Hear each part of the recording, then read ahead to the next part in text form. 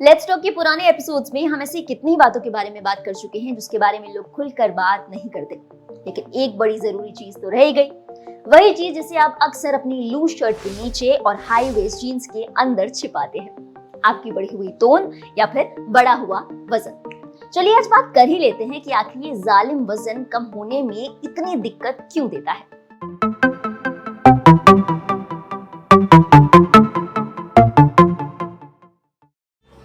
आसान भाषा में समझें तो एक कार को चलने के लिए फ्यूल की जरूरत होती है, वैसे ही आपके शरीर को दिन भर के काम और इंटरनल सिस्टम रन करने के लिए ग्लूकोज यानी एनर्जी की जरूरत होती है, जो कि खाने से मिलती है। आप जो भी खाते हैं शरीर उसको एनर्जी में कन्वर्ट कर देता है। इस प्रोसेस को मेटाबॉलिज्म कहा जाता है। खाने से मिलने वाली इस एनर्जी को कैलोरीज में मेजर किया जाता है। जैसे कि 1 ग्राम कार्ब्स खाने से आपको 4 कैलोरीज यानी एनर्जी मिलती है। शरीर इस खाने को पचाकर ब्लड शुगर यानी ग्लूकोज बनाता है।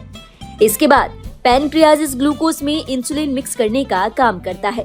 ऐसे समझिए कि इंसुलिन एक सिक्योरिटी गार्ड है, जो कि शरीर के अलग अलग हिस्सों में मौजूद सेल्स के गेट्स को खोल देता है, जिससे वो ग्लूकोज को एब्जॉर्ब करके अपना काम पूरा कर सके। मानिए कि अगर आपके शरीर में इंसुलिन ना बने तो शरीर में ग्लूकोज यानी ब्लड शुगर की मात्रा बहुत ज्यादा बढ़ जाती है और इसी के कारण होता है डायबिटीज।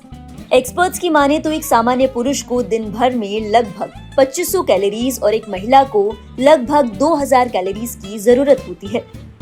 लेकिन सोचिए कि अगर किसी दिन खाना खाने में देरी हो गई और आपको जरूरी कैलोरीज ना मिले तो प्रकृति ने इसका भी इंतजाम कर रखा है।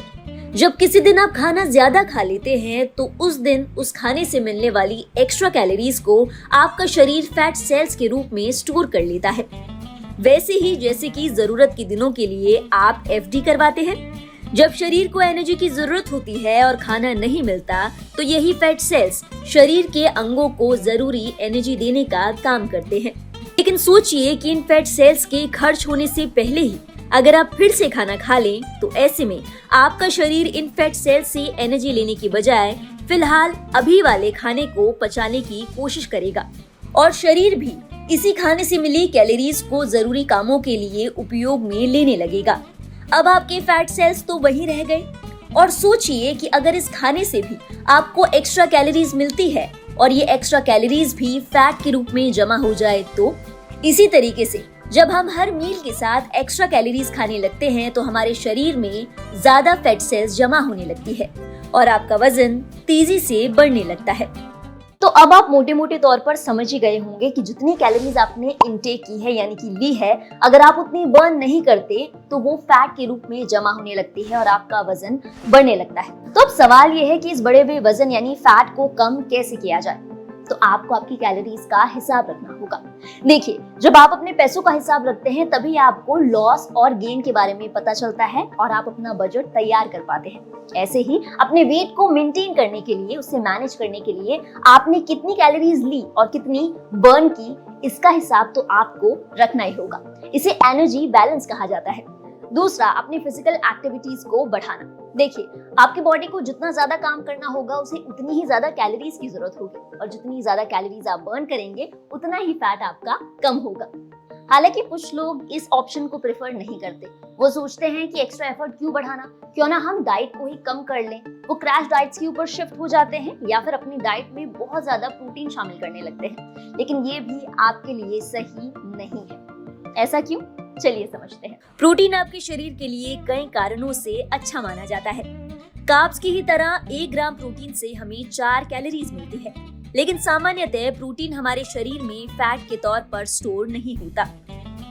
प्रोटीन पेट में जाकर अमीनो एसिड में तब्दील हो जाता है और जब ये अमीनो एसिड शरीर की जरूरत से ज्यादा हो जाए तो ये छोटी आंत में जाकर अमीनो एसिड पूल में स्टोर हो जाता है और अगर ये अमीनो पूल भर भी जाए तो शरीर इसे यूरिन के रूप में बाहर निकाल देता है।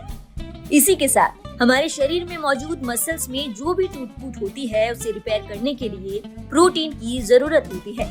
अगर आप कोई भी वर्कआउट करते हैं तो मसल तो टूटेंगे ही और इसी डैमेज को रिकवर करने और वर्कआउट जारी रखने के लिए आपको प्रोटीन की जरूरत होती है। लेकिन इसका मतलब ये बिल्कुल भी नहीं है कि आप सिर्फ प्रोटीन ही खाएं। हमारी डाइट में प्रोटीन का सही मात्रा में होना बहुत ज़रूरी है। अगर हम कम प्रोटीन खाएंगे तो वो हमारी सेहत के लिए हानिकारक होगा और वेट लॉस में भी प्रॉब्लम हो सकता है। परंतु अगर हम सिर्फ प्रोटीन पे फोकस करें और जो बाकी के इम्पोर्टेंट न्यूट्रिएंट्स हैं, मैक्रो न्यूट्रिएंट्स जैसे कि कार्बोहाइड्रेट्स, फाइबर, गुड फैट्स, अगर हम इन पे फोकस नहीं करेंगे और अपनी डाइट में से इन सब को हटा देंगे या पर्याप्त मात्रा में नहीं खाएंगे, तो भी वेट लॉस का होना संभव नहीं है। इन्हीं के साथ साथ जो माइक्रो न्यूट्रिएंट्स हैं जैसे कि आयरन हो गया, कैल्शियम हो गया, गुड फैट्स हो गए, ओमेगा 3 वगैरह, इन सब का भी पर्याप्त मात्रा में सेवन करना बहुत ज़रूरी है। सिर्फ एक न्यूट्रिएंट पे फोकस ना करें, अपनी डाइट को बैलेंस्ड रखें, तभी आपका वेट लॉस ठीक तरह से होगा। तो सिर्फ प्रोटीन से काम नहीं चलेगा। कुछ लोग ये भी पूछेंगे कि हमारी क्रेविंग्स का क्या करें, डाइट करने का तो बहुत मन है लेकिन ये क्रेविंग्स डाइट नहीं करने देती। तो इसके बारे में भी बात करेंगे किसी और दिन, लेकिन अभी के लिए अपने कैलोरीज इनटेक और उसे बर्न करने पर ध्यान दें। और हाँ, अपने डॉक्टर खुद ना बने, किसी अच्छे डाइटिशियन से जरूर कंसल्ट करें, क्योंकि हो सकता है कि आपका बढ़ा हुआ वजन आपको कई सारी बीमारियों का संकेत दे रहा हो और ये नॉर्मल नहीं हो। तो इसे कंफर्म करने के लिए बेहतर है कि आप एक अच्छे डॉक्टर से बात करें। उम्मीद है आज का वीडियो आपको पसंद आया होगा और आपने बहुत कुछ नया सीखा होगा। अगर ऐसा है तो इस वीडियो को लाइक जरूर करें और उन लोगों तक जरूर पहुंचाएं जो वेट को मैनेज करने के लिए बड़ी मशक्कत कर रहे हैं। मैं हूं प्रीति और अगले हफ्ते आपसे फिर होगी मुलाकात ऐसी ही एक टॉपिक के साथ जिसके बारे में लोग खुलकर बात नहीं करते।